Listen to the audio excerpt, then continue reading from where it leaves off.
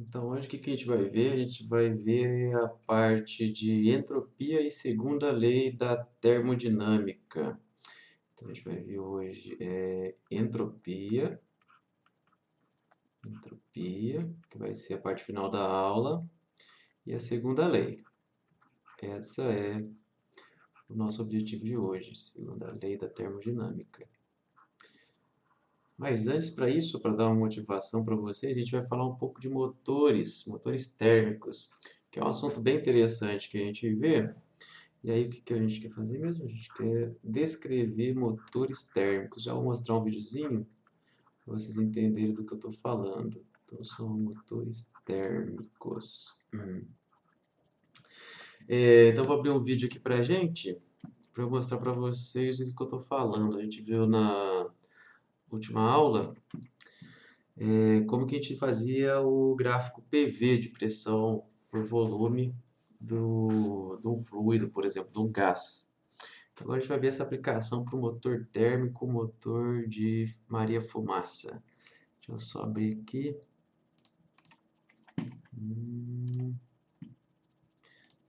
Aqui. How much work up? Baixar um pouco o Atmospheric volume. pressure now pushes the piston back down. Então eu tenho aqui Piston heat. uma The caldeira engine de takes um energy stored in motor a cold and converts vapor. it O to que que heat. tem aqui, ó? Eu tenho aqui embaixo onde que você coloca carvão para dar fogo. E aqui como se fosse uma panela de pressão, tá? Uma panela de pressão que você joga fogo e a água esquenta e ela começa a evaporar. Quando a água evapora, ela passa aqui, ó, para esse compartimento de cima. Esse compartimento de cima aumenta a pressão dele e aí ele empurra essa alavanca aqui de cima. Então vamos ver That heat is acontecendo. used to form steam, which Olha lá. expands into a piston Então ele cylinder, esquenta, causing the empurra o pressure pistão. Opa, over the cycle of this engine. empurra o pistão. E aí quando ele chega no pistão aqui em cima, tem uma válvula que faz o gás ir para fora. Então quando ele chega aqui em cima, a pressão diminui e aí o pistão volta para a posição inicial. Entendeu? Atmospheric pressure now pushes Cadê? the Vamos lá piston back ver. down.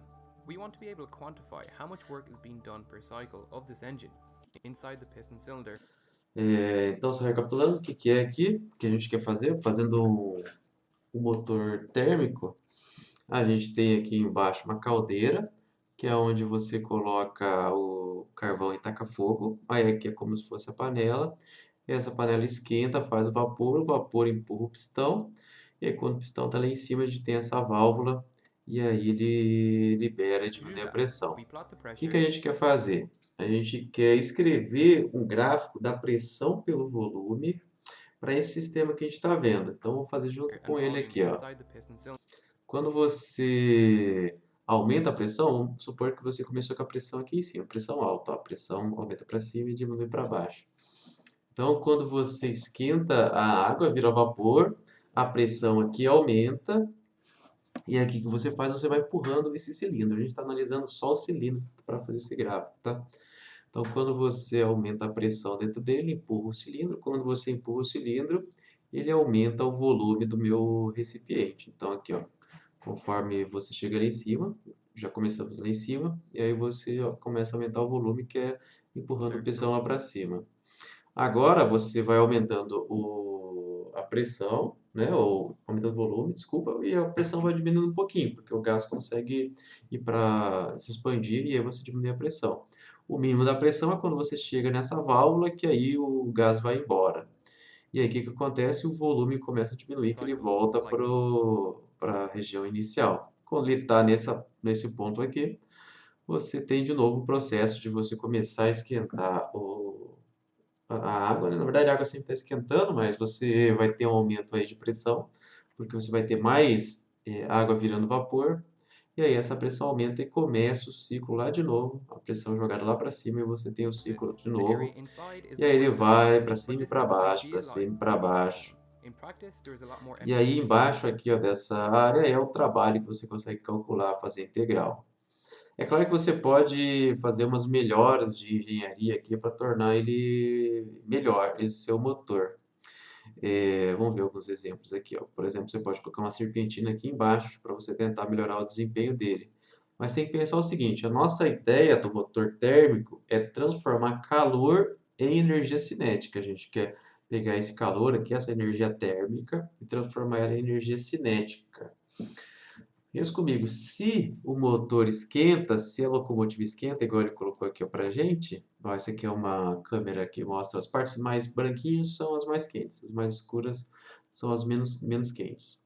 Se você tem esse aumento de temperatura, o que acontece? Você está perdendo calor para o ambiente, ou seja, você não está convertendo toda essa energia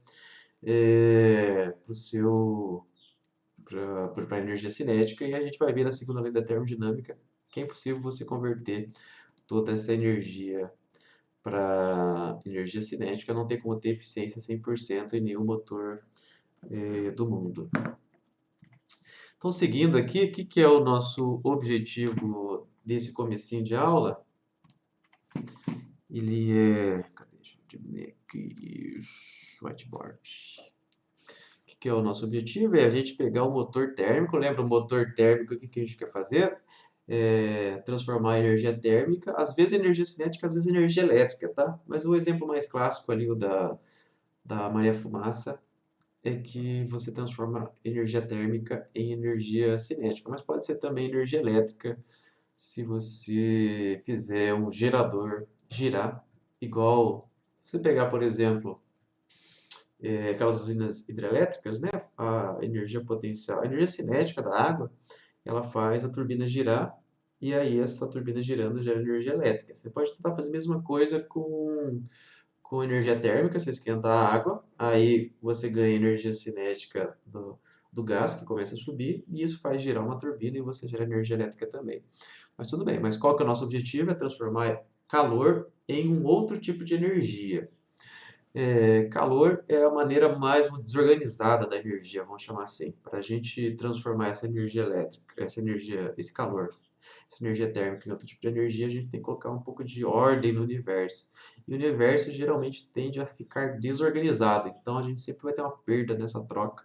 Não é que a energia sumiu, é que ela é perdida na forma de calor. A gente não tem aproveitamento 100%. Mas o que a gente vai querer fazer? A gente vai ter uma máquina térmica, um motor, por exemplo, e aí a gente vai fazer aquela curva que a gente viu, aquele gráfico que a gente viu na aula anterior, da pressão pelo volume. E aí o motor, vou tentar desenhar igual a gente viu ali da Maria Fumaça, pelo menos o comecinho, a gente vai ter um ciclo, porque ele é um motor, ele tem que ser um ciclo, eu explico por quê. Aí a gente vai nessa direção aqui, ó, e aí o trabalho é isso aqui que está aqui dentro. Essa área aqui do meu gráfico é o trabalho que eu consegui gerar, que é o que vai virar a energia cinética da energia térmica que eu dei. Tem que ser um ciclo, por quê? Porque cada vez que o motor gira, vamos colocar assim, ele tem que voltar no mesmo ponto. Se ele não voltasse no mesmo ponto, no segundo ciclo ele já estaria diferente. Agora imagina, você pega um motor que gira 1000 vezes no minuto. Se ele dá uma diferençazinha pequenininha para cada rotação, vai em 1, 2 minutos o motor vai ser destruído. Ele vai para o espaço, por isso que a gente vai ter um ciclo. Mas o que a gente quer fazer aqui? A gente quer interpretar essa curva do nosso motor e a gente, como gosta de se aproveitar da melhor maneira possível, se aproveitar no bom sentido, se aproveitar das coisas da melhor maneira possível, a gente quer melhorar a eficiência.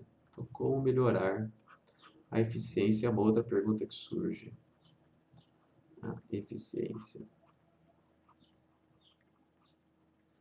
Então, o que a gente quer fazer? A gente quer fazer o melhor motor, o motor mais eficiente possível. O problema disso é que mesmo naquele exemplo que eu dei, o primeiro deles, a gente já tinha algumas opções do nosso motor. Eu mostrei duas para vocês, né, com a serpentina ali embaixo. E aí a pergunta que eu faço é quantos tipos de motores diferentes que podem ser feitos? A resposta é infinitos. Tem muitos tipos de motores diferentes. Por exemplo, vou mostrar mais um aqui para vocês, que é o da moto de 2 tempos, tá? Esse aqui é o da moto de 2 tempos. Cadê? Vai. Aqui, ó, moto de 2 tempos. O que acontece?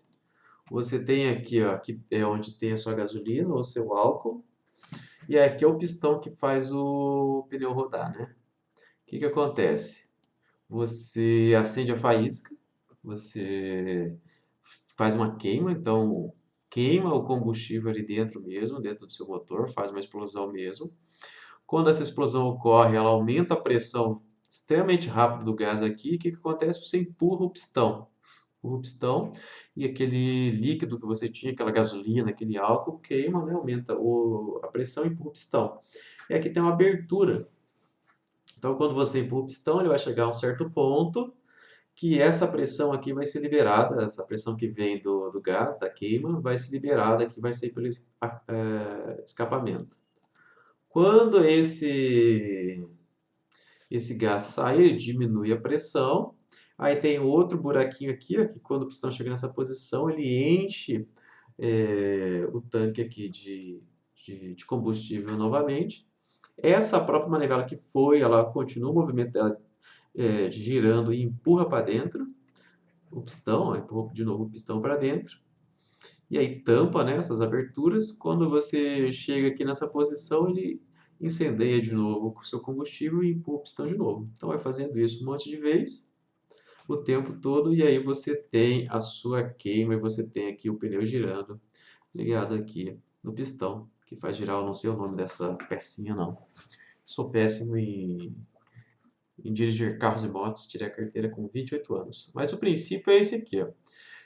E vê que todo motor térmico, a ideia principal é mais ou menos a mesma, tá? Você aumenta a pressão, vou botar aqui, a pressão empurra a manivela, um pistão, o que quer que seja, aí você tem que colocar alguma estratégia para você diminuir essa pressão, junto com o movimento.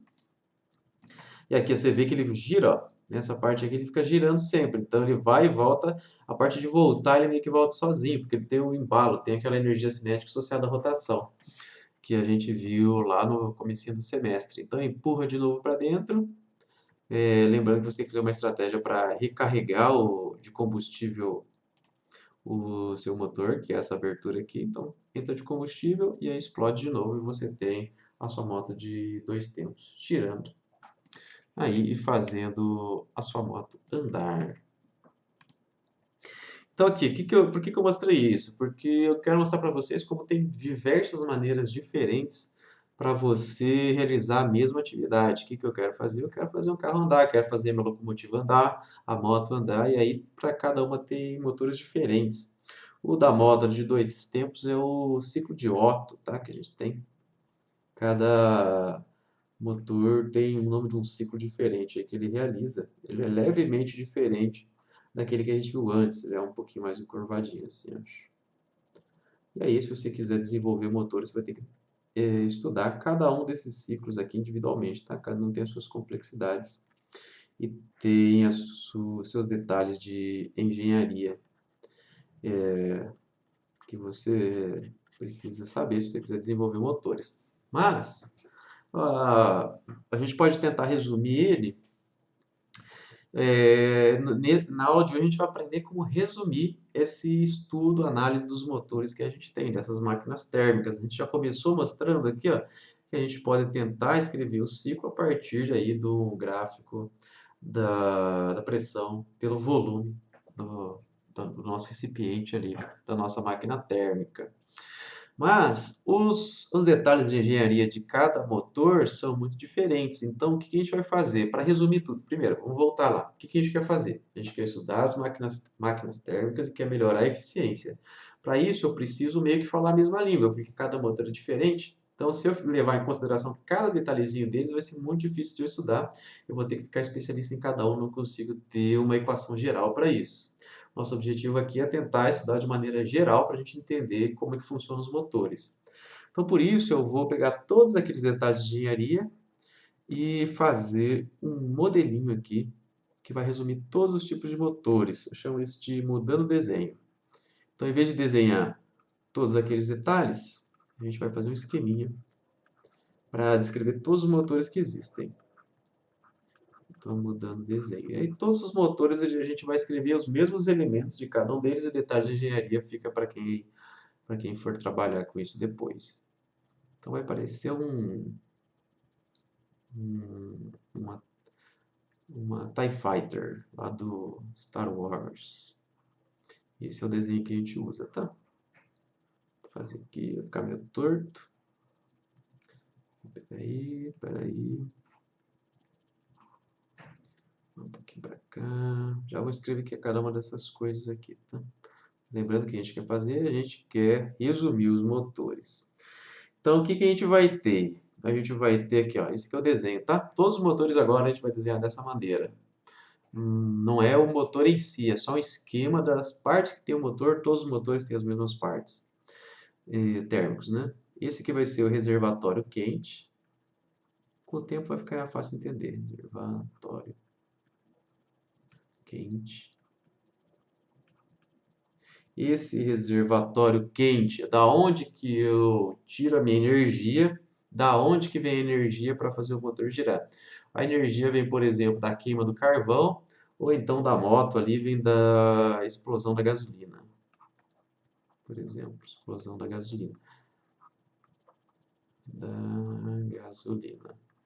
Então, o que que é essa parte aqui de cima? É a origem da minha energia térmica, do meu calor. Da onde que vem o calor? Na Maria Fumaça vem da queima do carvão.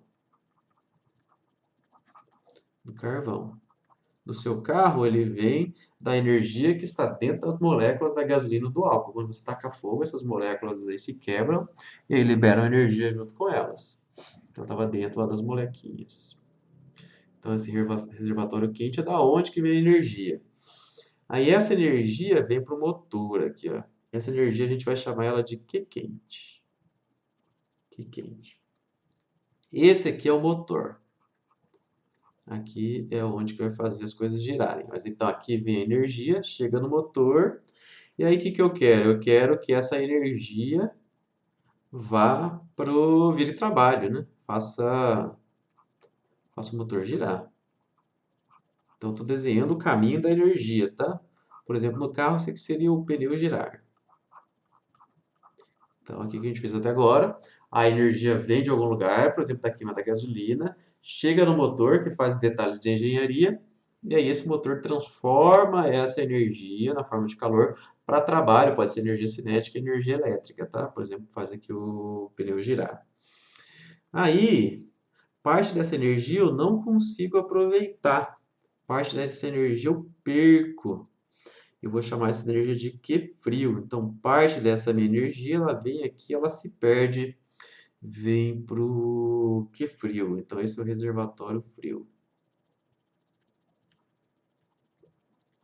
Reservatório frio. Essa energia que vai para o reservatório frio é a energia que eu perco, tá? Essa energia que eu perco. Por exemplo, se você coloca a mão no escapamento do carro, ele esquenta, quer dizer que o motor, desculpa, coloca a mão em cima do motor do carro, está quente aquele motor, porque parte dessa energia aqui que eu dei para o motor, ela se perde, eu não transformo ela inteira em energia cinética, eu não transformo ela inteira em trabalho, eu transformo parte e parte eu perco. Então esse QF é a energia desperdiçada, esse aqui é um desperdício de energia que o meu motor não é 100% eficiente. Então essa aqui é a energia desperdiçada.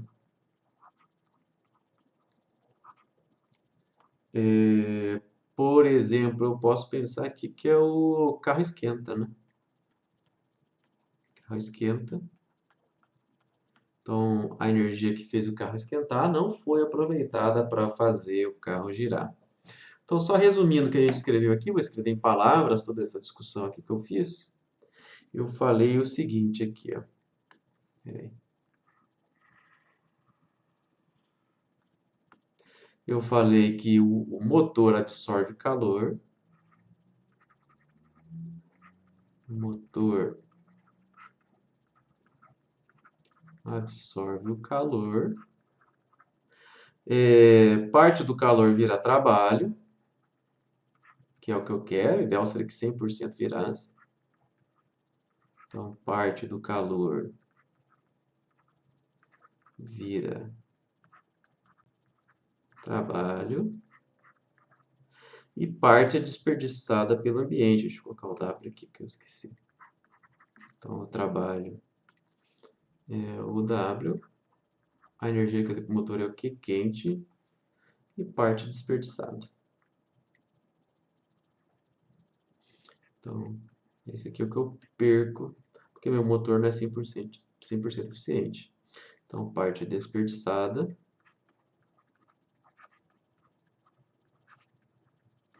e vai para o reservatório frio.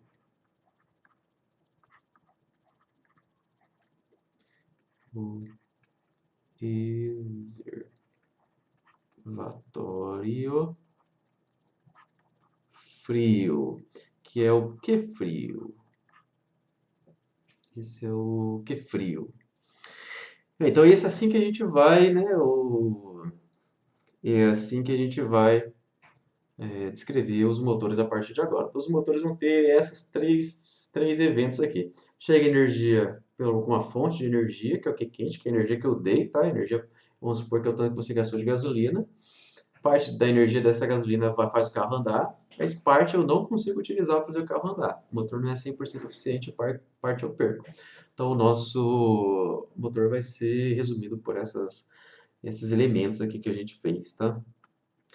Que eu quero fazer aqui? Eu quero analisar esse trabalho que é a parte importante para mim. Então, eu quero calcular qual é o trabalho que eu consegui retirar. Se eu consigo calcular o trabalho que eu consegui retirar, eu consigo calcular a eficiência. Então, esse trabalho, como que eu vou fazer? Eu vou lembrar lá da primeira lei da termodinâmica, que a gente viu na aula anterior. Qual que é a primeira lei da termodinâmica? A variação da energia interna igual a energia que eu dei, que eu absorvi, menos o trabalho que eu realizei. Então, o que eu tenho aqui? Primeira lei da termodinâmica. Lembrando, eu ganhei energia, perdi um pouco, e o que eu não perdi, eu absorvi. Esse é essa é a primeira lei da termodinâmica. Então, tanto de energia que eu armazenei é o quanto eu ganhei, menos o que eu gastei. Lembra lá da analogia do dinheiro que a gente fez na aula anterior. Mas esse aqui é um ciclo, tá? É um motor, então é um ciclo.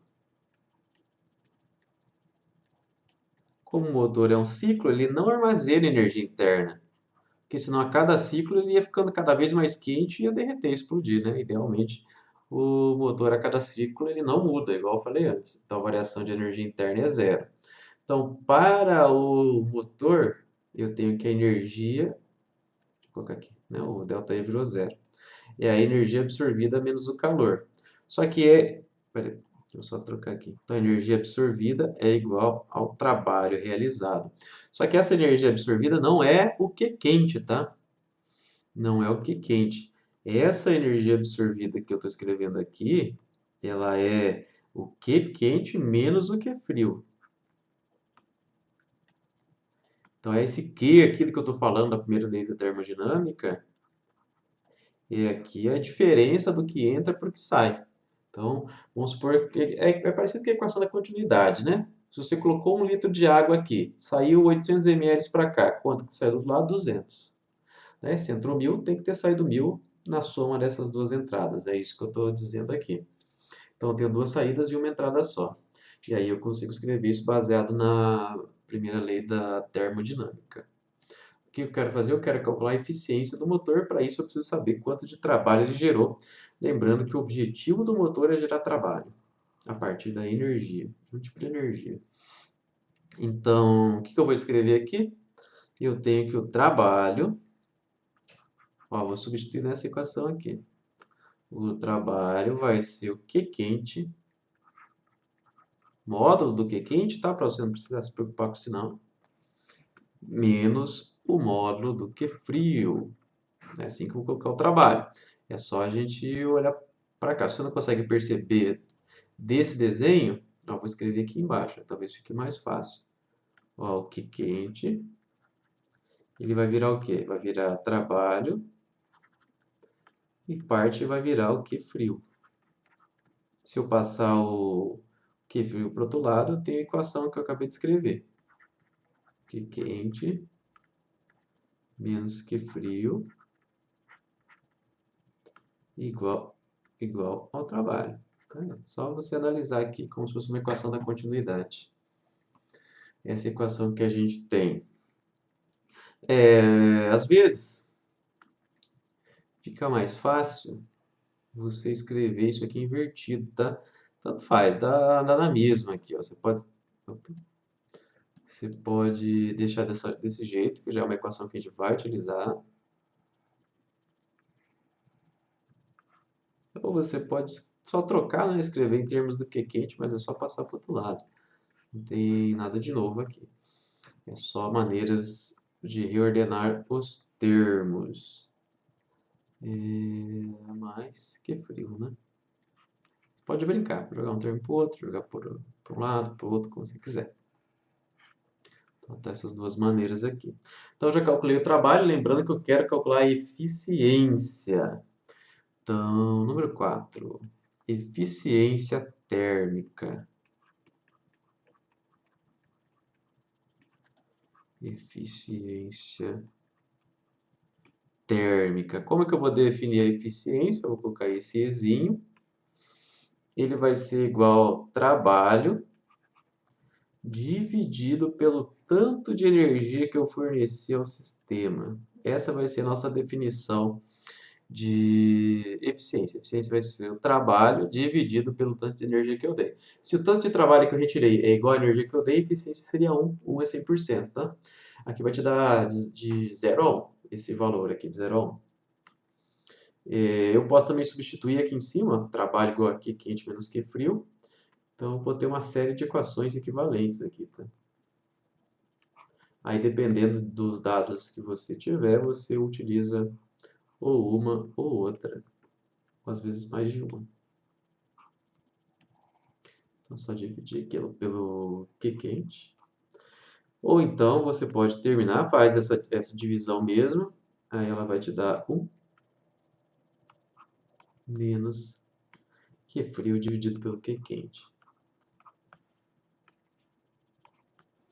Dividido pelo Q quente. É tudo em módulo, né? Essas barrinhas aqui significam módulo. Esquece sinal. Isso que a barrinha diz. Esquece sinal é positivo. Então a gente já consegue calcular a eficiência aqui térmica do meu motor. Então, só para a gente ter uma ideia aqui de eficiência, quando a gente está falando, para a gente ter uma ideia quanto que é bastante, quanto que é pouquinho de eficiência, tá?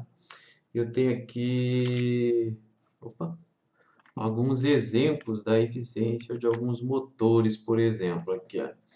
Esse aqui é um carro elétrico, Prius, está híbrido na realidade, mas você tem aqui ó, o trabalho que você tem ó, quando você usa gasolina, 35%, quando você usa diesel, 41%. Essa é a eficiência dele, 35%, 41% de um carro extremamente moderno. E até te diz aqui para onde que vai essa energia que você perde aqui, ó.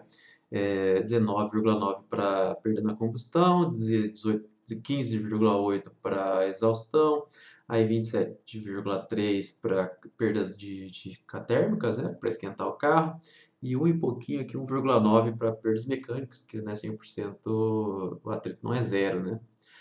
Se pegar uma Fórmula 1, por exemplo, a eficiência do motor vai ser em torno de 47%. Você pode imaginar que esse aqui é um dos melhores motores mais eficientes que a gente pode ter, tá? O motor elétrico, ele é perto de 90% de eficiência, porque aqui a gente não tem a queima do combustível, né? Que apesar de ser híbrido, mas tem combustível também. Então, se a gente pega um motor aí de carro, a eficiência dele aqui ó, não chega a 50%. O motor elétrico dos novos carros aqui, ó, então da Tesla já chega perto de 90%. Aí você me fala, mas então quer dizer que os motores térmicos são muito melhores que os motores elétricos são muito melhores que esses motores a gasolina, álcool, a diesel. Sim, não. Você pode imaginar, 90% é muito mais eficiente, polui muito menos. Só que você tem que lembrar que essa energia que o motor elétrico usa já é energia elétrica. Tem umas baterias aqui embaixo. Então, essa bateria já tem energia elétrica. Aí a pergunta que eu te faço é da onde que vem essa energia para recarregar o motor do carro elétrico? Para você gerar essa energia, pode ser que você queime carvão, por exemplo. Você tem uma indústria, um gerador termoelétrico, que você queima carvão e aí você gera a sua energia elétrica. Então, apesar de no motor a eficiência ser extremamente alta, para você fazer a energia que vai para o motor, não necessariamente é eficiente. Então, se você quiser falar de eficiência de modo global para questões de preservação da natureza, você tem que ver qual é toda a cadeia de produção. Não é só ver na ponta. Aqui é a ponta, só a ponta 90%, então é muito melhor. Tá bom, mas da onde que vem essa energia elétrica? Ela também vai ter perdas. É claro que não, se você gera a sua energia elétrica, por exemplo, numa usina termoelétrica, você pode colocar um filtro da saída para capturar o CO2. Você vai fazer isso? Acho que não, mas a princípio poderia. Aí você captura esse CO2 e aí é menos poluente, porque na saída do carro aqui, ó, vai todo pro nariz de quem está respirando, os pedestres, né? Então tem que analisar o sistema como um todo aí para a gente ver qual é de fato o melhor, tá? Não é só esse número aqui. Cuidado que se você só olhar esse número, pode ser que você seja enganado. Um exemplo que eu gosto bastante, porque mostra que a ciência realmente fez diferença e a ciência contribui para a gente poluir menos nosso planeta, é na questão das lâmpadas. Vamos pegar lá o mais antigo que tinha, um dos mais antigos, que era a vela, né? A vela, ela esquenta, né? Você coloca o dedo perto aqui, é fogo, fogo queima sua mão. Se está fazendo calor, não está sendo tudo transformado no que você quer. Aqui a gente quer que seja convertido em energia luminosa, porque a gente quer que ilumine. Então aqui gera muito calor, então aqui aproximadamente numa vela só 0,2% da energia envolvida no processo vira energia luminosa. Já numa lâmpada incandescente, que acho que estão proibidas de ser vendidas, que esquentava isso aqui, daí emitia luz, então esquenta, né? Ó, o processo de emitir luz é esquentar. 2% de eficiência. Aí uns 10, 15 anos atrás começaram a vir as lâmpadas fluorescentes, em torno de 10% de eficiência, e hoje a gente tem as de LED aqui baratíssimo, acho que R$ 10 se compra uma, que é 15% de eficiência. Além de que isso aqui não queima nunca, né? Vocês provavelmente não eram dessa época, mas essas lâmpadas aqui a cada semana queimavam, né? Eu acho que até a indústria de escadas deve ter sofrido um baque quando inventaram essas lâmpadas aqui, porque ninguém mais precisa trocar lâmpada, né? Porque não queima mais, né? Mas o que quer dizer isso aqui na prática? Eu falei para vocês que era bom para a gente poluir menos, né? A energia que a gente consome, ela tem que vir de algum lugar. Em geral, existe poluição, ou então uso de recursos finitos para a gente obter essa energia. Então, se ela é 2% eficiente, quer dizer que, vamos supor que essa lâmpada era 60 watts, 2% disso vai de ser só divide por 50, 1,2 watts. 1,2 watts só que vira energia luminosa. Então, apesar dela ser 60 watts, só 1,2 que vira energia.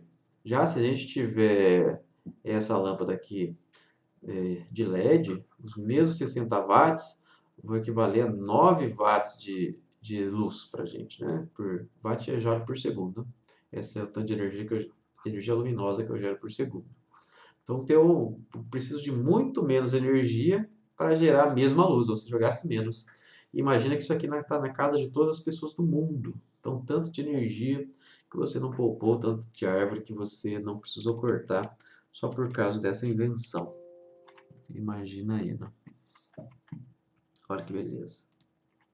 Então, voltando aqui para o nosso quadro, vou fazer algum exemplo para a gente fixar um pouco esse conteúdo que a gente acabou de ver. Vou fazer esse exercício aqui, 31. Esses exercícios são muito fáceis dessa parte de motores, tá?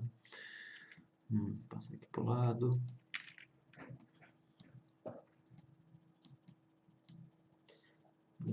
Espera aí.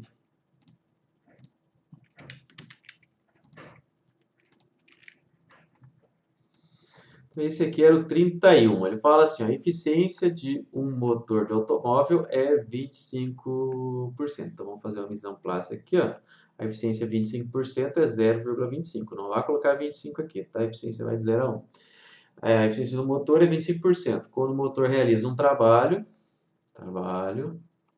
de 8,2 kJ por ciclo. Kilojoule é 1000, né? Kilojoules por ciclo. É 1000. Suponha que o processo é reversível. Letra A. Determine o Q quente, que é o que ganha, que o motor ganha por ciclo na forma de calor, graças à queima do combustível. A gente está chamando isso de Q quente. Letra B, determine o Q frio. Energia perdida que o motor, o K perdido que o motor, Q perdido que o motor perde por ciclo na forma de calor por causa do atrito. Q frio. Se uma regulagem no motor aumenta a eficiência para 31%, qual que é o novo Q quente, qual é o novo Q frio? Então, essa eficiência 2 aqui é 31%, ou 0,31, né? Eu mesmo falei para não fazer isso, estou fazendo aqui. Então, no primeiro, o motor é 25% de eficiência e depois ele vai para 31%. Ele pede para você refazer os cálculos. Como é que eu vou calcular isso? Olha só, eu tenho só a eficiência e o trabalho, é isso que eu tenho. Vamos olhar lá nas equações que a gente fez, que envolvia a eficiência. A gente tinha a seguinte equação aqui. Eficiência é igual ao trabalho dividido pelo Q quente,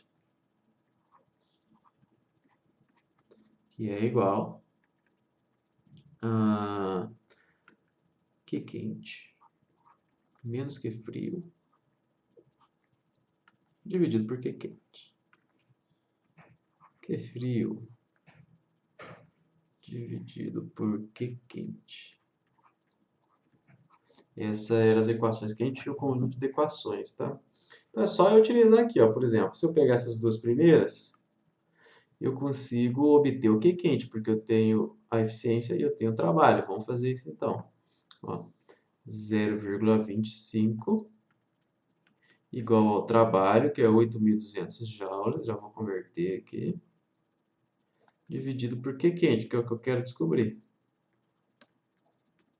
Então, o Q quente vai ser igual a 8.200 dividido por 0,25.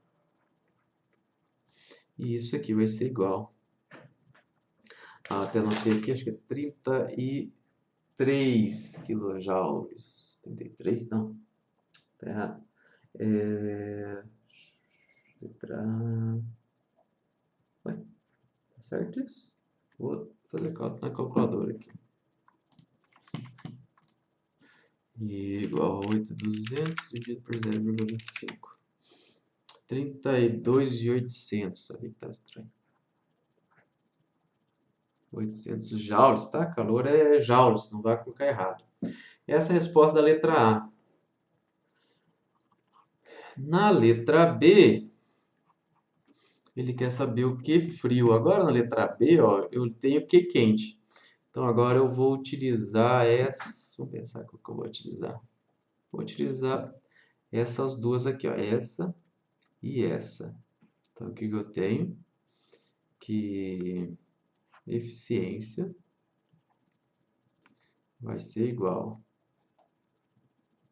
ao Q quente menos o Q frio dividido pelo Q quente.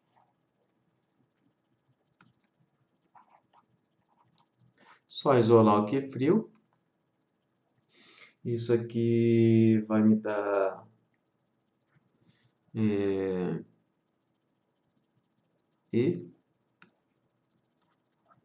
vezes Q quente igual a Q quente menos Q frio, ou seja, Q frio vai ser igual ao Q quente menos o eficiência vezes o Q quente. E isso aqui, substituindo tudo, vai me dar igual a... Quanto que vai dar isso aí, gente? Isso vai dar 25.000 joules. É isso? Deixa eu fazer o cálculo bonitinho para ver se é isso mesmo. Só para não errar a conta. Igual a esse...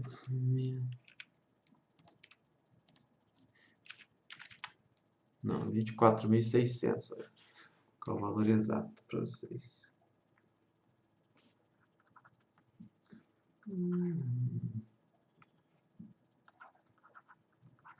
Tá anotado errado aqui os valores. Não sei por que não. Engraçado. Então, beleza. Mas é isso. Aí para a letra C e D é só você substituir o valor da eficiência diferente, né? Em vez de ser 0,25, é 0,31 e só fazer de novo. Continha. Facinho, né? Vamos pro próximo aqui. De motores. Ixi, para fazer o próximo, eu preciso falar mais um pouquinho pra gente aqui, ó. Então, antes de a gente continuar fazendo os exercícios, mais um pouquinho de conteúdo aqui. E o que eu quero falar pra gente aqui, ó?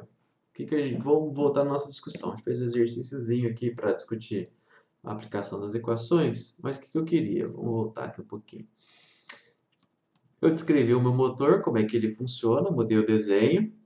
Aí eu descobri como calculo o trabalho a partir da primeira lei da termodinâmica e com isso eu sei calcular a eficiência. Foi isso que eu fiz até agora. Mas qual que é o nosso objetivo? Fazer o motor mais eficiente possível. Só que esse motor mais eficiente possível, ele está limitado fisicamente. Existe um limite no qual essa eficiência pode ter. E aí a segunda lei da termodinâmica fala para a gente que essa eficiência vai ter um limite. Então eu quero saber qual é o limite da eficiência.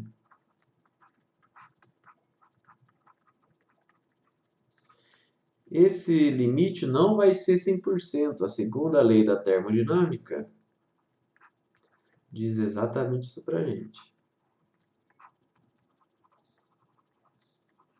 Dinâmica.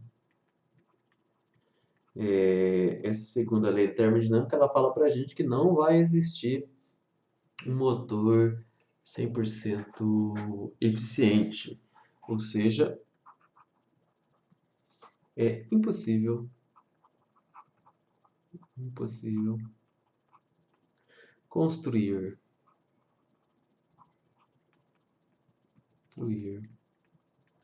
um motor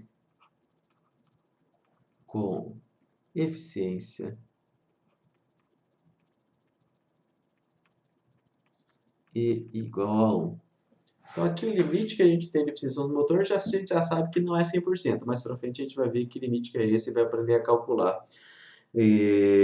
Como é que... ver de outras maneiras como é que a gente calcula a eficiência desse motor. Mas a gente já sabe que ele não é 100%, porque senão a gente não teria o aumento de entropia no nosso universo, na desorganização. E a gente sabe que o nosso universo sempre vai ser desorganizado. A gente vai ver isso no final da aula de hoje, tá? Então, lembrando, a gente quer descobrir qual é a eficiência máxima dos nossos motores. A gente já sabe que nunca vai chegar a 100%, igual eu mostrei para vocês nos slides. Mesmo um carro da Fórmula 1 não chega a 50% de eficiência, tá? Muitas perdas aí no nosso motor. Antes de a gente voltar nesse limite, eu vou falar um pouquinho de refrigeradores para a gente. E aí a gente encerra falando de eficiência novamente. Refrigeradores. A gente quer agora fazer uma máquina que faça o contrário, igual a geladeira. A gente quer uma máquina que ela você coloca a geladeira na tomada, então ela pega energia e o que ela faz? Essa energia ela transfere calor de um lugar para o outro. Não fez sentido, né? Vou desenhar aqui, talvez fique mais fácil. Vou desenhar aqui nosso bom e velho motor. Já vão ver a diferença do motor térmico para o refrigerador, tá? E aí vocês vão ver como esse desenho aqui ajuda a gente.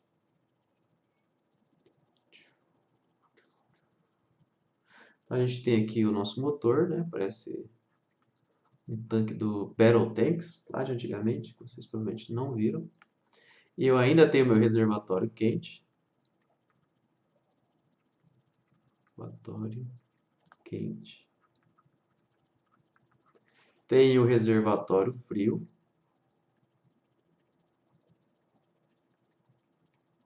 reservatório frio. Só que agora o sentido do movimento é outro, porque na minha geladeira eu não coloco combustível para ela queimar, não dou calor para ela. Eu dou energia elétrica, eu dou trabalho. Então eu já dou uma energia, vamos chamar de energia mais refinada. Eu coloco ela na tomada, dou energia. O que que essa energia vai fazer? Ela vai pegar, aqui é dentro da geladeira, tá? Aqui é dentro da geladeira. Dentro da geladeira. E aqui, esse aqui é como se fosse a tomada, tá? Que vem energia elétrica. Então você pega essa energia elétrica que vem da tomada, e o que que isso faz? Faz com que venha a energia de dentro da geladeira, que está fria, e vá para o reservatório quente. Então é um processo inverso. Eu jogo o trabalho e esse trabalho faz com que eu tire calor do que já está frio e vá para o que está quente. Então, quando eu coloco energia elétrica, a minha geladeira, o que ela faz? Ela tira calor de dentro da geladeira, ou seja, esfria ela e joga para fora. Para fora onde? Lá onde que você coloca a sua meia para esfriar, que é a parte de trás da geladeira. Parte de trás da geladeira. Geladeira. Por isso que esquenta a parte de trás da geladeira. Porque o calor, além da geladeira não ser 100% eficiente, esquentar por si só, o que que ela faz? Ela pega esse calor aqui de dentro e joga para fora. Só que isso aqui é contra a ordem natural do universo. Por isso que eu preciso colocar trabalho. A ordem natural do universo é do quente para o frio. Eu penso assim, a ordem natural do universo seria o que está quente esfriar e o que está frio esquentar. Entrar em equilíbrio. O que que a geladeira faz? Ela faz aqui, ó, o que está frio fica mais frio, o que está quente fica mais quente. Para ir contra essa ordem do universo, eu preciso dar trabalho. Preciso colocar energia elétrica e gastar para fazer essa transferência. E aí eu consigo ter uma maneira de mensurar isso, que eu chamo de K, que é o coeficiente de desempenho. Não é eficiência, tá? Desempenho. Isso aqui pode ser mais de um, mais que um. Porque eu não estou transformando, eu só estou movendo a energia de um lugar para o outro. Esse aqui é o coeficiente de desempenho. Que o que que eu quero? Eu quero mover o que é frio. E o que que eu dou em troca? Energia elétrica. Então, eu quero transferir o que é frio para o reservatório quente e eu pago, por isso, um pouco de energia elétrica, que é esse W aqui. Como é que funciona na prática a geladeira, né? A geladeira em si, como é que ela faz? Tem que tentar desenhar aqui pra gente. O que que ela faz? Você tem que pensar o seguinte: pega a sua mão e assopra na sua mão. Você faz assim. Você vai ver que o ar ele sai frio. Mas pense aqui comigo, o ar que sai de dentro do seu pulmão. Seu corpo, se você não tiver com corona, deve estar uns 36, 36, mas 37. Se tiver com corona, um pouco mais. Mas você assopra assim, frio. Por que que esfriou esse ar, né? Se você assopra com a boca aberta, você vai ver que sai quente. Mas daí o que que acontece? Então, quer dizer que sai de lugares diferentes? Não, dentro do seu corpo o calor, a temperatura do ar está na mesma. Então, por que que faz frio? Porque quando você assopra, ó, você faz pressão com sua bochecha, então o gás aqui dentro está com pressão, e quando você solta, ele expande rápido. Quando ele expande rápido, ele esfria, né? Ele perde energia e transforma essa energia para ele conseguir expandir. Então, aquela energia térmica dele, calor que estava aqui dentro, ele gasta isso um pouco para fazer esse movimento de empurrar e aumentar o volume dele rápido. Então ele perde temperatura para aumentar o volume rápido.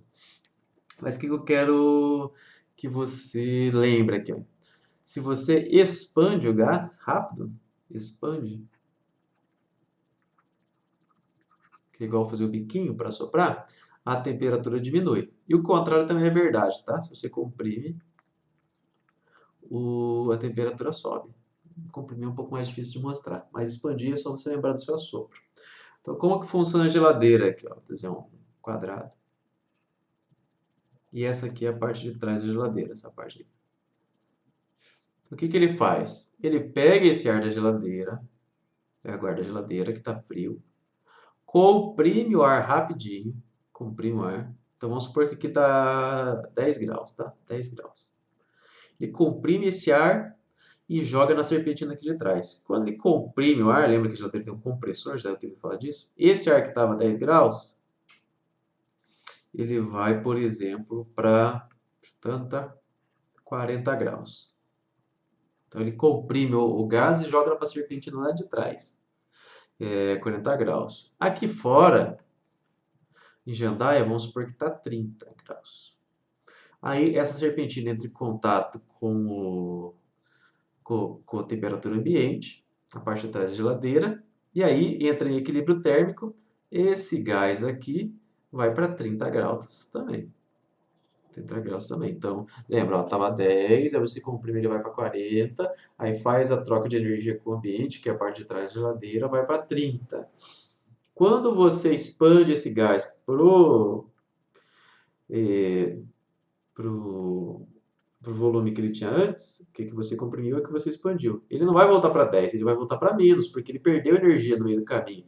Então ele vai voltar, por exemplo, para 8 graus. E aí ele volta mais frio. Então ele resfriou a geladeira um pouquinho. E aí você fica fazendo esse ciclo aqui várias e várias vezes na sua geladeira.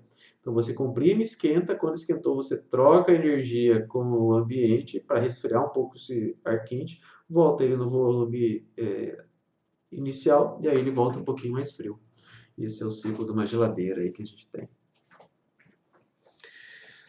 Então, geladeira. É assim que funciona, tá? A maioria das geladeiras aí. Tem também uma outra maneira de você resfriar, que são equipamentos termoelétricos, que não são tão comuns assim, que é uma bolachinha, assim, que usa o efeito Peltier. Ele tem uma bolachinha com dois fios aqui. E aí quando você passa energia elétrica aqui, você faz um lado ficar frio e o outro lado ficar quente. Esse aqui também tem esses termoelétricos, você usa para computador, geralmente, e alguns computadores têm isso. Tem também bolsinha que você compra para resfriar refrigerante dentro do carro, que você usa material termoelétrico. Aí não tem o motor, tá? É uma peça fixa só, você passa energia elétrica e aí um lado fica frio, outro lado fica quente. Mas aí a maneira que funciona é bem mais complicada, usa um pouco de física quântica para explicar para vocês. Quem fizer física moderna 2 comigo, acho que vai ver isso. Como que funciona o equipamento termoelétrico. Eu dou uma aula disso daí. Mas não é muito comum não, tá? Não se preocupe. Pode revolucionar o mundo? Pode. Vai revolucionar? Não sei. Seguindo adiante, a gente estava falando de eficiência. Então, aqui eu vou falar para vocês como que eu faço para obter a máxima eficiência. A gente já sabe que a eficiência não passa de 1, mas um tempo atrás, um tal do Carnot descobriu qual é o motor mais eficiente do mundo. É 7 aqui, né? Não é 8, não. 7. Então, motor mais eficiente do mundo, teoricamente. Então, tinha o carinha Carnot, que ele percebeu qual seria o motor mais eficiente do mundo. Se você tem o melhor ciclo, melhor lubrificação, esquece o atrito, não tem atrito nenhum, qual seria a eficiência desse motor? Ele calculou isso para a gente.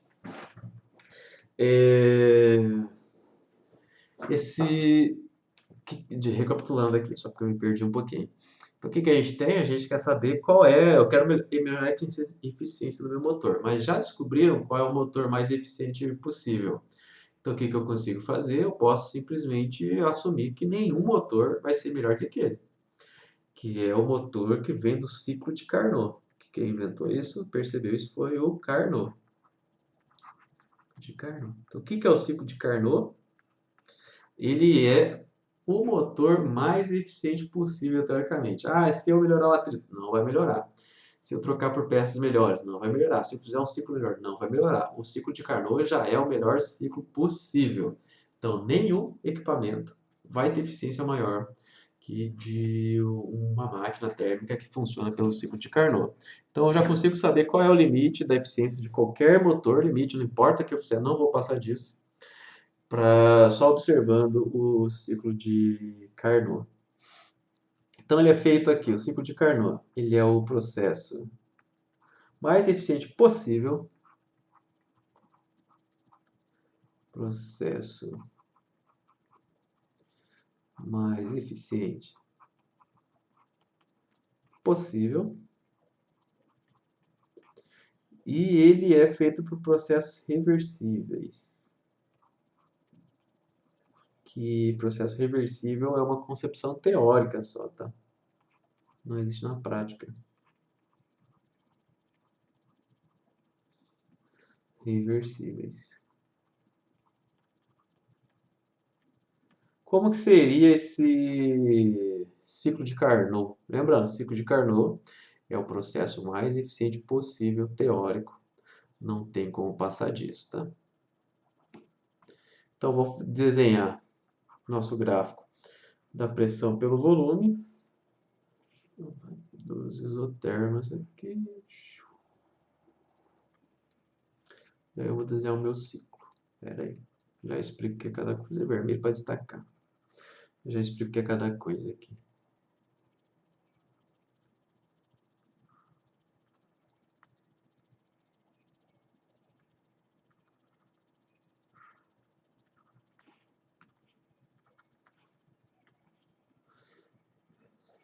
Vou dar nome para cada uma dessas etapas, tá? Etapa A, B, C e D. Ele gira nesse sentido, né? O ciclo. E esse aqui, obviamente, é o trabalho, essa área aqui sobre a curva. Mas o que eu tenho aqui? Ó? Essas duas aqui são isotermas. O que é isoterma? Quer dizer que nessa linha a temperatura é a mesma. Essa aqui de cima é a temperatura maior, é o T quente. E essa aqui é o T frio. Ou seja, essa aqui é a temperatura da minha fonte quente e essa aqui é a temperatura da fonte fria, o reservatório frio. Então, essa aqui é a temperatura do reservatório quente.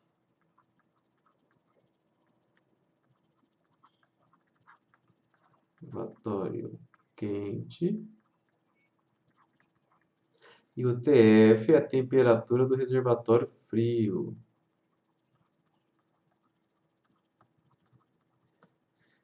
Do reservatório frio. Lembra que tinha reservatório quente e reservatório frio? Aqui a gente vai considerar que eles têm temperaturas constantes, que a gente considerou antes. E aí a gente sabe qual é essa temperatura e os ciclos acontecem entre essas duas temperaturas. Então, entre A e B, eu vou ter uma expansão isotérmica. Expansão isotérmica. Entre B e C, eu vou ter uma expansão adiabática, sem troca de calor. Adiabática. Entre C e D, eu vou ter uma compressão isotérmica. Compressão porque eu estou diminuindo o volume. Isotérmica. E finalmente, entre D e A, eu vou ter uma compressão adiabática.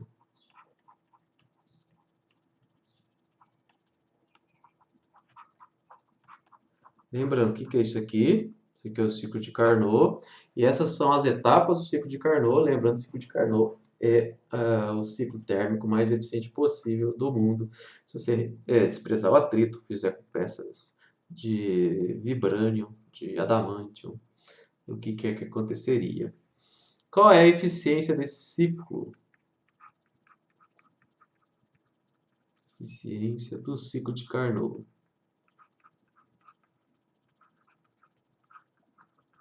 E aqui a gente está falando de eficiência. A eficiência do ciclo de Carnot, que eu vou colocar um Czinho aqui, vai ser igual, você pode calcular ela da mesma maneira que a gente calculava para qualquer ciclo, então até que nenhuma vantagem. Q quente dividido por Q frio. Então aqui é a mesma coisa de antes, tá? Então aqui a gente não ganhou nada. Mas ela tem a propriedade especial que a gente pode escrever isso em termos das temperaturas, que a gente não podia antes. Então, em termos das temperaturas, você só pode para o ciclo de Carnot. Então, sabendo a temperatura do reservatório frio e a temperatura do reservatório quente, eu sei, já consigo calcular a eficiência do ciclo de Carnot, coisa que eu não podia antes, tá? Antes era só com as energias, agora só precisa da temperatura. Muito mais fácil de calcular, porque essas temperaturas é coisa fácil de conseguir. Lembra que essa temperatura aqui ela tem que estar em Kelvin, não pode ser em graus Celsius, não vai dar certo. Porque o seu T frio pode ser abaixo de zero, daí estaria negativo. Se fosse zero, ia para infinito essa conta aqui. T frio agora é em Kelvin. Lembra, né? Termodinâmica, se você usar Kelvin você acertou. Se você usar graus Celsius, pode estar certo, pode ser que esteja errado. Se você não quiser testar, se você não tiver conhecimento suficiente, mas vale a pena você usar Kelvin em tudo. Só por completeza aqui, vamos ver o do refrigerador de Carnot. Refrigerador de Carnot, que é o melhor refrigerador possível. Ele vai ser aqui, ó. O KC dele, o coeficiente de desempenho dele. Agora é a mesma equação, só que eu consigo utilizar a diferença de temperaturas.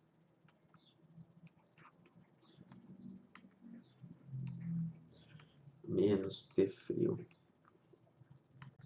Que é igual. Também posso trabalhar com os calores, se eu quiser. Mas já não tem muita mais vantagem, porque trabalhar com as temperaturas é muito mais fácil. Já vão ver alguns exemplos, vocês vão concordar comigo. Mas dá para fazer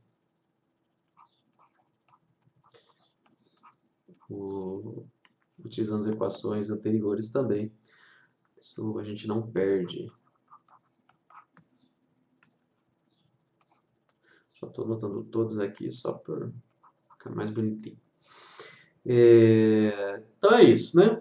Essa primeira parte da aula a gente está falando de eficiências. Vamos fazer uns exercícios agora para fixar o conteúdo.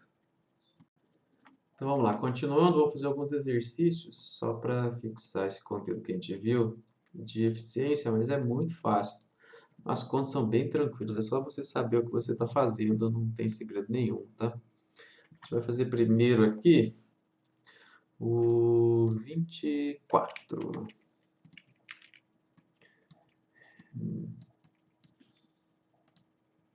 E aqui ele já começa a falar de máquina de Carnot. Por isso que a gente viu o Carnot antes. Mas ele fala assim: número 24, uma máquina de Carnot absorve 52 mil joules na forma de calor e rejeita 36 mil joules na forma de calor em cada ciclo.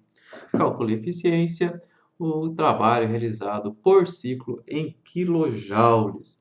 Aí é só a gente pegar as nossas equaçõezinhas que a gente anotou para o ciclo de Carnot, que eram as seguintes, assim, energia do ciclo de Carnot, eficiência no ciclo de Carnot é igual a 1 menos o Q frio dividido pelo Q quente.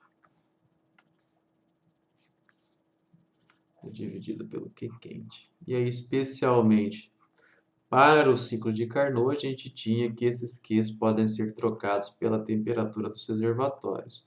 A gente não vai utilizar nesse caso, mas vou escrever só para a gente relembrar. Temperatura quente, temperatura fria. Olha, que ele já me diz tudo aqui, né? Eu vou colocar em quilojoule porque ele quer a resposta em quilojoule. Tá faltando uma equaçãozinha só aqui pelo trabalho que a gente vai utilizar também, né? Esqueci que é na letra B. Que é o tanto de trabalho que você extraiu dividido pelo tanto de calor que você colocou lá. Então, beleza, né? Vamos só substituir, a gente só precisa substituir aqui, ó. O Q quente é esse 52 mil joules. Quilojoules, não vou substituir, porque ele pede para não substituir, não sei porquê. E o Q frio é o 36 mil joules. Então, eu vou utilizar essa equação aqui, né? Para calcular a eficiência. Então, a letra A, a eficiência do ciclo de Carnot vai ser igual a 1 menos 36.000 dividido por 52.000. Só isso. Aí é só você terminar de fazer a continha. Isso aqui vai dar 36 vezes 52 igual a 1 menos isso aqui. Deu 30,8% de eficiência. Aproximadamente igual a 0,380. Né? Essa eficiência é um pouco mais de 30%. É a eficiência da máquina. Aí na letra B, ele me pergunta qual é o trabalho. Vou usar esse aqui, né? A gente tem que a eficiência do Carnot é igual ao trabalho dividido pelo Q quente. Então, eu sei que a eficiência é 0,308. Só vou passar isso aqui multiplicando, tá? O Q quente é 52.000. Então, isso aqui vai me dar o trabalho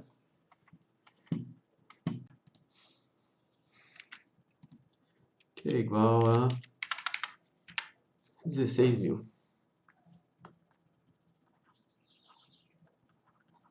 joules. Ele quer 16 quilojoules, né? Ele quer em quilojoules. É fácil, né? Esse era facinho. Vamos ver qual é o próximo aqui que a gente tem que fazer. Último dessa parte, depois a gente vai para o próximo conteúdo. Agora é de refrigerador. Fala assim, 42. O motor de um refrigerador tem a potência de 200 watts. Se o compartimento do congelador está a 270 Kelvin, então a gente tem um congelador. Vou fazer aquele congelador de cerveja que é deitadinho. Assim. Aqui ele está aqui dentro, 270 Kelvin. E o ar externo está a 300 Kelvin. Então aqui fora está 300 Kelvins. Supondo que o refrigerador tem eficiência do refrigerador de Carnot, qual é a quantidade máxima de energia que pode ser extraída na forma de calor do compartimento do congelador em 10 minutos? Então eu ligo esse meu refrigerador em 10 minutos, durante 10 minutos, e eu quero saber qual é a energia extraída na forma de calor. Então vamos escrever aqui as equações que a gente sabe para o refrigerador de Carnot. A gente tem que o coeficiente de desempenho é igual ao T frio dividido pelo T quente menos o T frio. E isso aqui é igual ao Q frio, módulo, né? Q quente menos Q frio menos Q frio. E isso aqui é igual.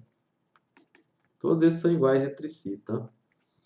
Módulo do Q frio dividido pelo trabalho. E essas são as equações que eu tenho. Então, o que ele me diz aqui? Ó? Ele me diz a potência e ele diz que eu vou fazer isso durante 10 minutos. Ele me diz que a potência é igual a 200 watts ou 200 joules por segundo. Se eu tenho 10 minutos, são 600 segundos. Então, se o meu refrigerador ele gasta 200 joules por segundo, em 10 minutos ele vai me dar de energia. Essa energia é o trabalho, lembra que essa energia que é o trabalho que eu estou colocando dentro do refrigerador. Esse trabalho é o que vai na tomada, é a tomada. Não é watts aqui, isso aqui é W de trabalho, work, tá? Não confunde aí, fiz de laranja. Vai ser os 200 vezes os 600 segundos. Então, isso aqui deu 12 É 1, 2, 3, 4. Deu 120 mil joules. Essa é a energia que eu gasto, que veio da tomada lá da Copel. Então, isso aqui eu tenho. Eu quero saber qual é a quantidade de calor que pode ser extraída. O tanto que vai para o Q-frio. Eu quero saber qual é o Q-frio e eu tenho as temperaturas. Então, eu vou utilizar essas duas equações aqui. Ó. Eu vou fazer lá. T frio dividido por T quente menos T frio igual ao Q frio, que é o que eu quero, dividido pelo trabalho, que é a energia elétrica que eu estou gastando. Então, se eu vou passar esse W multiplicando e substituir, eu vou ter que o Q frio vai ser igual ao W vezes o T frio dividido pelo T quente menos o T frio. E aí, isso aqui vai ser igual, só fazer a conta em casa. Fiz ela em casa, que vai ser igual aproximadamente a 1 milhão, 1 milhão e aproximadamente igual a 1 milhão de joules a cada ciclo, tá? A cada ciclo não, a cada 10 minutos eu consigo tirar aproximadamente 1 milhão de joules do meu congelador. Essa é a conclusão que eu chego. É só fazer as continhas aí, né? Durante 10 minutos, quanto que eu consigo? Essa é a quantia que eu consigo. De acordo com o meu resultado aí.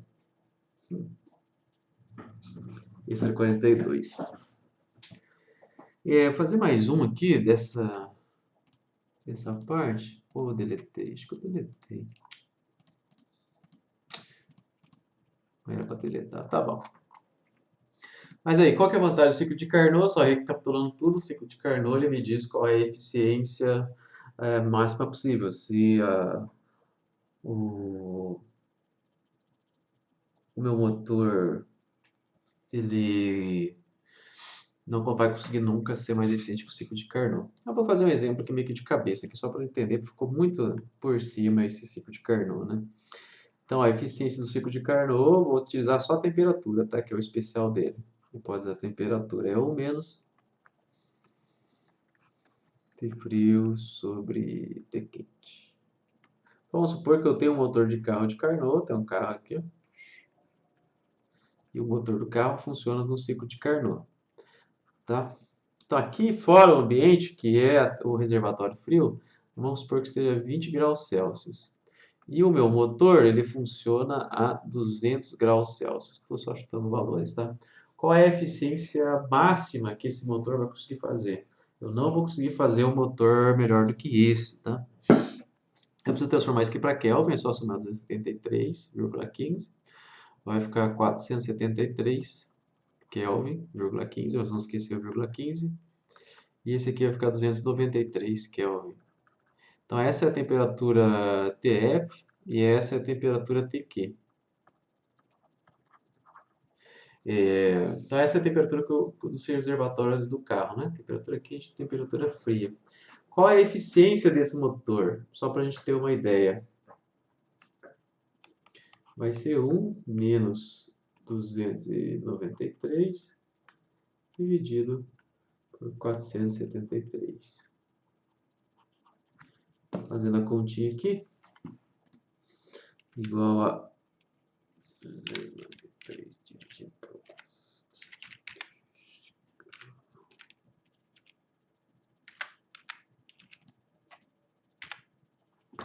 Deu aí 38% aproximadamente. 0,38. Então, se eu tiver um carro que trabalha 200 graus aqui dentro e fora dele é 20 graus, na melhor das hipóteses eu vou ter uma eficiência de 38%.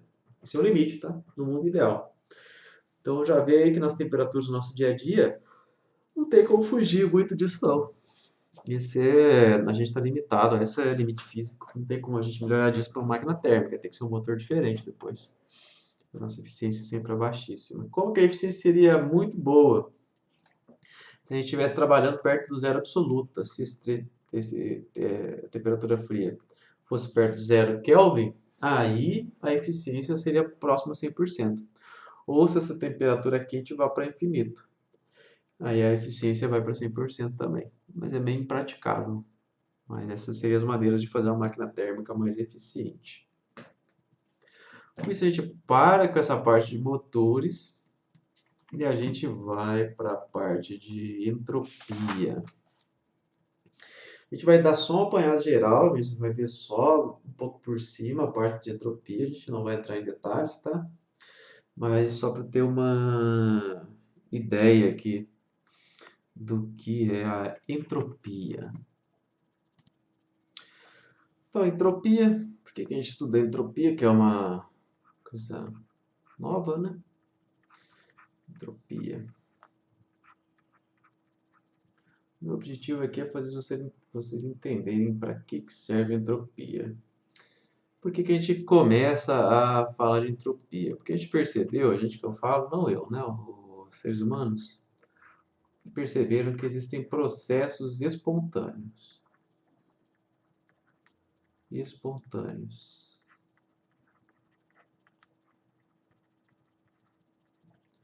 Por exemplo, nessa parte de processos espontâneos, tem dois tipos de processos aqui que a gente consegue perceber. Alguns processos que ocorrem espontaneamente e alguns que não ocorrem espontaneamente. A gente diz que eles têm uma direção preferencial. Já dou um exemplo. Então, os processos, eles têm direção preferencial. Uma direção preferencial.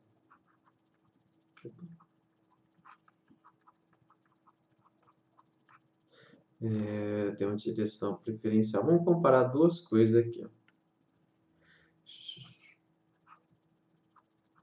Vamos supor que eu coloco uma xícara de café aqui em cima da mesa. Ele está quente. Esse café ele vai esfriar. Aí eu te pergunto, por que é que o café não aumenta a temperatura quando a gente coloca ele em cima da mesa? Então ele tem uma direção. Esse processo aqui, o processo do café ganhar ou perder temperatura, ele tem uma direção preferencial. Ele sempre perde temperatura, ele nunca ganha temperatura. Da mesma maneira que se você tiver um copo, e aí você joga ele na parede, ele quebra 1 milhão de pedacinhos. Né? Um copo aqui quebrado. Então, se você joga o copo na parede, ele quebra. Só que se você joga um monte de caquinho na parede, ele não vai virar o copo. Não vai virar o copo. Então, percebe que alguns eventos, na verdade, todos os eventos do universo, eles acontecem numa direção só. O café ali só esquenta, não esfria sozinho. Ele só esfria, não esquenta sozinho. E o copo quebrado, você não consegue jogar os caquinhos e ele voltar a ser o copo. E aí o que a gente quer responder, e essa é uma questão aí que já existe há muito tempo, é por que tem essa direção? Ou melhor, aqui, por que o inverso não ocorre, né? Por que eu não consigo jogar um monte de caquinho e fazer um copo? Essa é a pergunta que eu faço para vocês.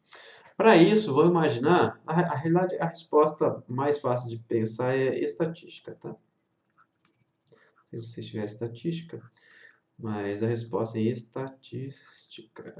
Se você fizer uma análise estatística, você consegue ver por que os processos têm uma direção só. Vou fazer o exemplo do café aqui para a gente entender. Então, tá o café aqui. Tá aqui. E aqui vou desenhar algumas moléculas, tá? Que representa o café.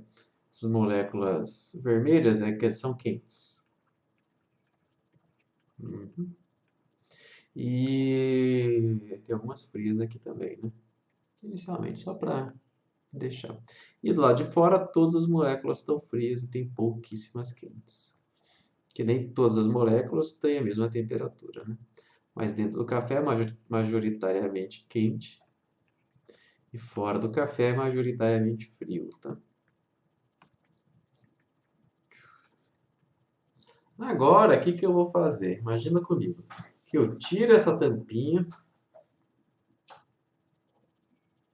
Nossa, apaguei tudo. Que eu tiro essa tampinha e eu chacoalho, que as bolinhas elas podem sair como elas quiserem. Pode sair, vai realizar uma troca aqui, ó. Troca de bolinhas de fora com as de dentro. Quando eu realizo essa troca de bolinhas, qual é a chance de exatamente essas bolinhas aqui vermelhas entrarem e essas bolinhas azuis saírem? Qual é a chance de acontecer isso aqui e no final eu ter um café mais quente, ou seja, só vai ter bolinhas vermelhas aqui dentro? A chance disso acontecer é muito pequena. Pode acontecer? Pode, mas a chance é muito pequena. O que vai acontecer provavelmente? Vai acontecer que vai sair vermelho e vai entrar azul. E aí no final você vai ter molécula fria e quente aqui dentro, baixando a temperatura do café. É só uma questão de probabilidade. O que é mais provável de acontecer? As vermelhas entrarem e as azuis saírem? Ou entrar azul e vermelha saírem? É mais provável que as vermelhas saiam e as azuis entrem. Como é que você pode fazer isso na sua casa? Você pode pegar uma caixinha, dividir a caixinha em dois, coloca a bolinha vermelha de um lado e azul do outro, chacoalha e mistura e você vai ver o que vai acontecer. Elas vão se misturar. É uma questão de probabilidade. Pode acontecer em algum momento que exatamente as azuis saiam e as vermelhas entrem? Pode acontecer, só que a chance disso acontecer é uma vez por universo. É muito, muito pequena. Por isso que a gente acha que a gente não percebe acontecendo, então a gente simplesmente acredita que não acontece. Para você ter uma ideia de outro exemplo, você pode imaginar aqueles vídeos do pessoal na internet que eles jogam um lance de uma bolinha super longe e tem que acertar uma cesta. Sabe aqueles vídeos? Que você joga e faz um lance improvável? Qual que é a... Ou então que você joga um chinelo e bate numa barata na parede. Esses lances improváveis. Em geral, você vai dizer que isso não ocorre, porque a chance de não acontecer, não acertar, é muito maior do que a chance de acertar. Então, é muito difícil que você consiga fazer esses lances de sorte, mas uma vez a cada 1 milhão de tentativas vai dar certo. E é mais ou menos isso na entropia, só que no nosso processo termodinâmicos.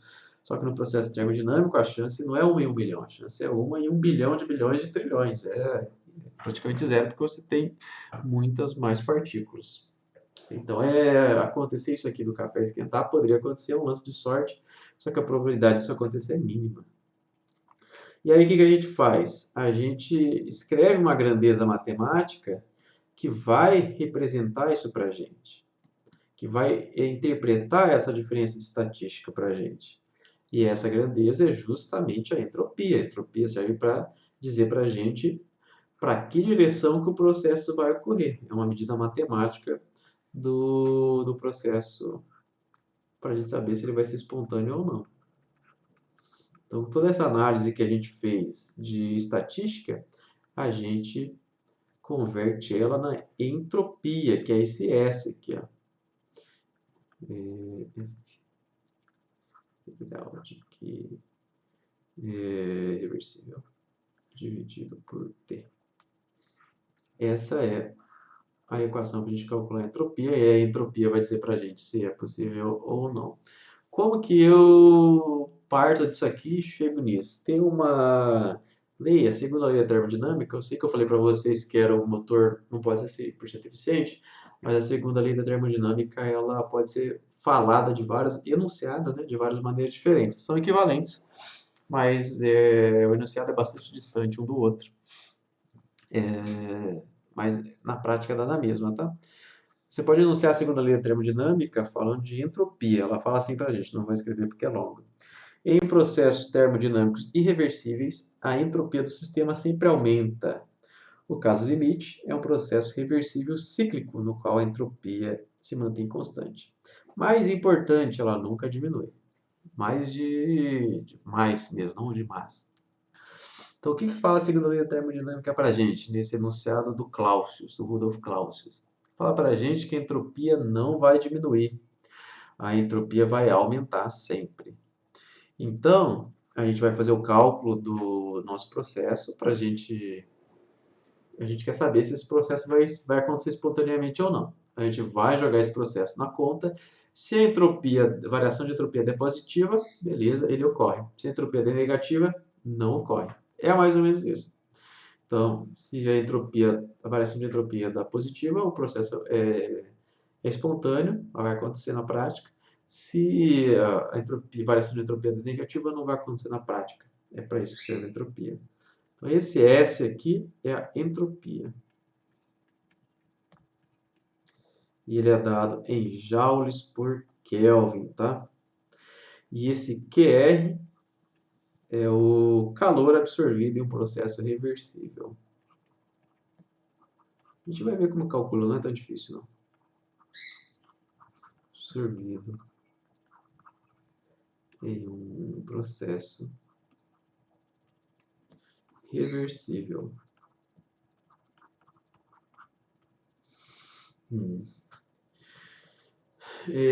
Só tem um problema aqui, ó. Os processos reais, eles são irreversíveis, tá? E a equação da gente fala de processos reversíveis.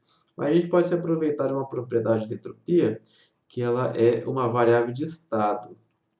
O que isso quer dizer?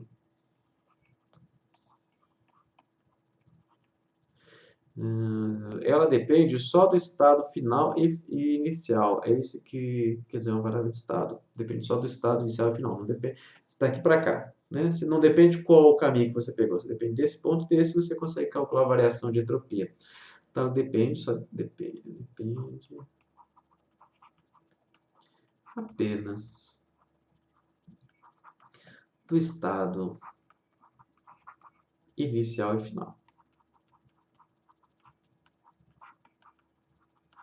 Esse é a variável de estado. Então, a variação de entropia, a entropia é uma variável de estado. Então, se eu quiser a variação de entropia, eu só preciso calcular ela no estado final e no estado inicial. Para que serve isso? Porque essa equação de entropia, ela é só para processos reversíveis, só que na realidade todos os processos reais são irreversíveis. Mas o que a gente faz? A gente pega o nosso processo que é irreversível, pega o ponto inicial e o ponto final e troca ele por um processo imaginário reversível, com os mesmos pontos iniciais e finais. E aí a variação de entropia vai dar a mesma. Então, qual é a malandragem que eu uso? Em vez de eu utilizar o meu processo real para calcular a variação de entropia, eu imagino um processo reversível que não existe na prática, mas aí eu faço o meu cálculo e o resultado vai dar no mesmo, porque entropia é uma variável de estado. Essa é a minha ideia aí do que eu vou fazer para calcular a minha entropia, tá certo? Então, vou fazer alguns exemplos aí, ó, para a gente desse cálculo de entropia. Já vamos fazer aqui. Cadê?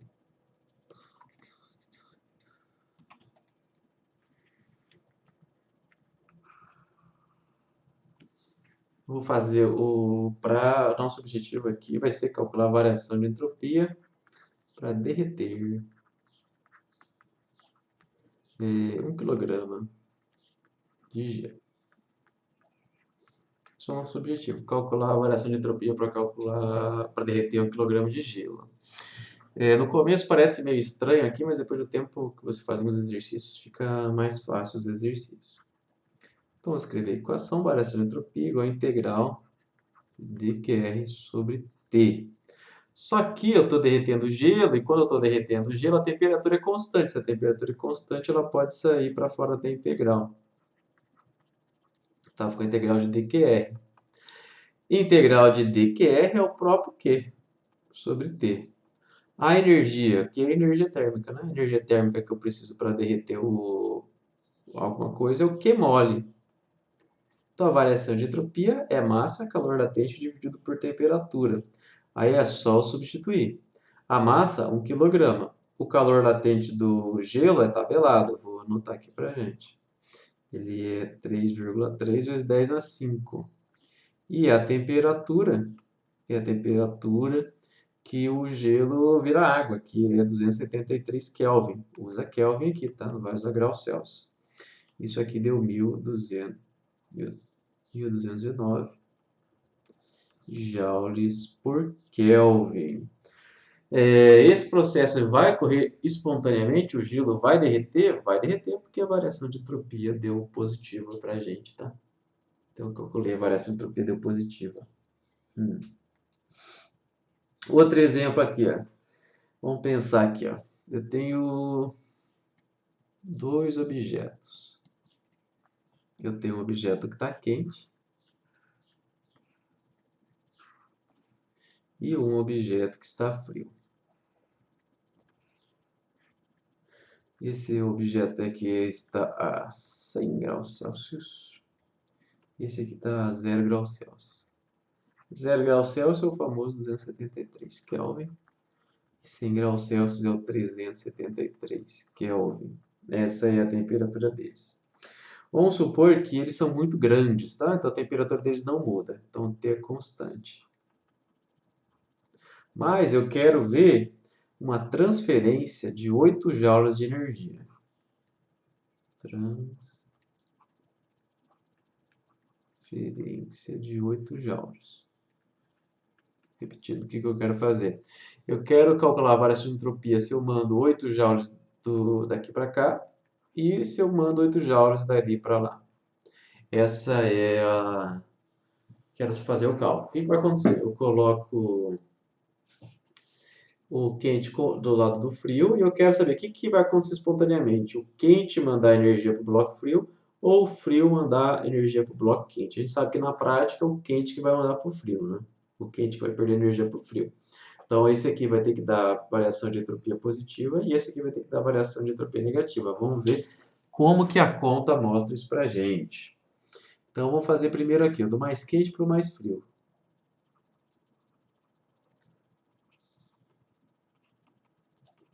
Para o mais frio. Qual vai ser a variação de entropia? Variação de entropia. Eu preciso fazer o quê? Eu preciso calcular a variação de entropia dos dois blocos e somar, tá, gente? Esse que eu vou chamar de bloco 1, esse que eu vou chamar de bloco 2. A variação de entropia do bloco 1 vai ser igual à integral de dq sobre t. Só que a temperatura é constante, porque os blocos são muito grandes, 8 joules não mudaria a temperatura deles. Então vai ser 1 sobre t, integral de dq, que vai ser a mesma coisa que a gente fez antes, que sobre t. E agora, nesse caso, vai ser só tanto de energia que eu transferi. Então, quente, ele perde 8 joules de energia. Então, esse aqui é menos 8, dividido pela temperatura dos 373. Isso aqui deu menos 0,0214 joules por Kelvin. Deixa eu só ver se eu coloquei aqui. Essa é a variação de entropia para eu mandar a energia daqui para lá. Agora, do bloco 2, o que vai acontecer? A mesma coisa, tá? Q2 sobre T, só que agora ele ganha 8 joules e a temperatura dele é 273. Isso aqui deu 0, aqui tem 14. 0,0293. Ou seja, a variação de entropia, que é igual à soma da variação de entropia individual dos blocos, ela vai ser a soma dessas duas e vai dar igual, anotei isso aqui, mais 0,0079 joules por Kelvin. Então, vai acontecer espontaneamente do bloco quente transferir energia para o bloco frio? Vai acontecer. Vamos ver se o contrário também pode acontecer. Vou fazer agora do frio para o quente.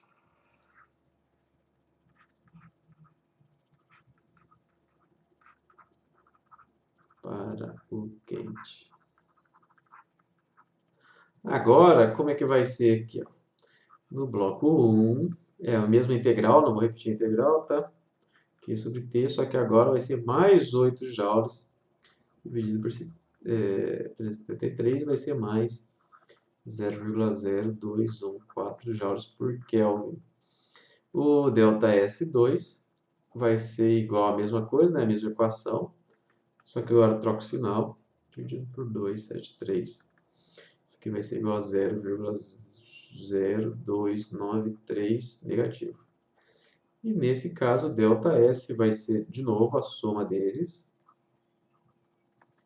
que vai ser igual a menos 0,0079 joules por Kelvin. Ou seja, isso aqui não vai acontecer espontaneamente.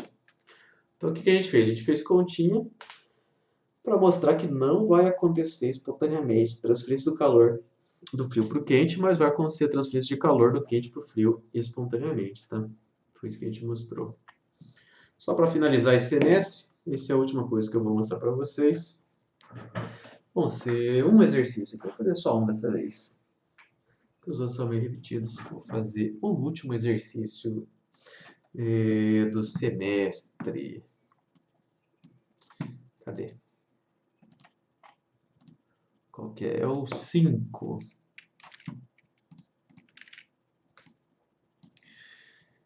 O 5. Epa. Opa, travando.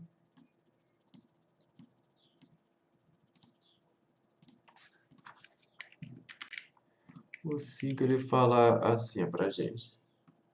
Determine a energia absorvida na forma de calor e a variação de entropia de um bloco de cobre de 2 kg, cuja temperatura aumenta reversivelmente de 25 para 100 graus. O calor específico do cobre é 386 joules por quilograma Kelvin.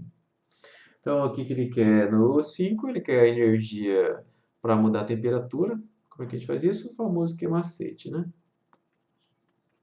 Moleza esse, a massa dele é 2 kg, o calor específico é 386 e a variação de temperatura é 75. Quanto que deu isso? Deu 5,79 vezes 10 na 4 joules. Isso aqui é o que a gente já vinha fazendo há muito tempo. A letra B, que é o importante para a gente agora, que é a variação de entropia. Variação de entropia, dQr sobre T. Nesse caso, a temperatura não é constante, então ela não pode sair para fora da integral. Mas eu vou reescrever o dQ. O dQ vai ser escrito como m, porque a massa é constante, C que também é constante, dt sobre T. O mc é constante, sai para fora da integral, fica integral de dt sobre T. Integral de dt sobre t é ln, só que eu tenho os limites de integração. T inicial, T final aqui, né? Então vai ficar integral de 1 sobre t é mc ln tf sobre ti. Só resolver integralzinho. Agora é só a gente substituir, a massa é 2, o C é 386 vezes o ln tem que ser em Kelvin isso aqui, então vai dar 373 dividido por 273, 293, 298, né? Isso aqui vai dar aproximadamente 173 joules por Kelvin. Olha aí, calculamos a variação de entropia. Olha que molezinha que a gente tem. Eu vou fazer mais um, então, só para que isso aqui foi tão rápido. Agora sim é o último semestre. Que vai ser o 6.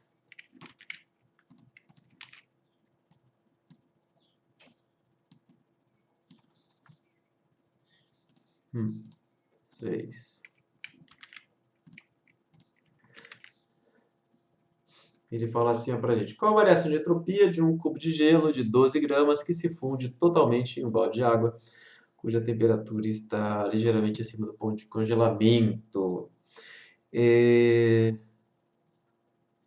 aí, B, qual a variação de entropia de uma colher de sopa de massa 5 gramas que evapora totalmente ao ser colocada em uma placa quente, cuja temperatura está acima do ponto de ebulição? Então, o que acontece aqui? A gente tem um balde, tem um cubo de gelo, e a gente coloca num balde que está um pouquinho acima de 0 graus. O que a gente vai considerar? Que o cubo de gelo é muito menor do que o balde, então a temperatura do balde não vai mudar. Então, eu vou dizer que as temperaturas são constantes. Então, estou só mudando só trabalhando com mudança de fase. Vamos lembrar como é que a gente calcula a variação de entropia. Do integral de dQr dividido por T. Só que nesse caso aqui, eu vou ter mudança de fase e a temperatura vai ser constante. Então, o que eu vou fazer? A temperatura constante sai para fora da integral. Saiu para fora da integral, ficou integral de dQr, que é o próprio Q, né? QR sobre T. Eu estou falando de mudança de fase, então a energia Q mole. Agora é só eu trocar aqui, né? A massa é 12 gramas, que é 12 vezes 10 na menos 3 quilogramas.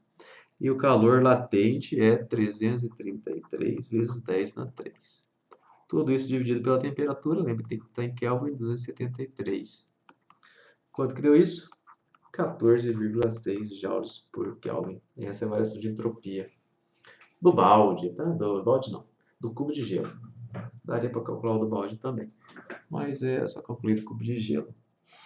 A mesma coisa eu consigo fazer da água que evapora, tá? Aqui ele quer saber, na letra B, a variação de entropia de uma colher de sopa de água com uma massa de 5 gramas que evapora totalmente se ser colocada em uma placa quente, onde a temperatura está ligeiramente acima do ponto de ebulição. É parecido com isso, só que em vez de derreter o gelo, a gente vai evaporar a água. É a mesma coisa, tá? Começa e termina igual. dQr sobre T, como a temperatura é constante, sai para fora. Integral de dQr vai ficar QR sobre T. E aí, mudança de fase aqui é mole. Agora é só você substituir. Quantos gramas são? 5 gramas. 5 vezes 10 é menos 3. E o calor latente aqui é 2 milhões, 256 vezes 10 na 3, dividido pela temperatura, 373. Lembra que ela tem que ser em Kelvin. Isso aí deu quanto? 30,2 joules por Kelvin, essa é a resposta final. E acabou-se.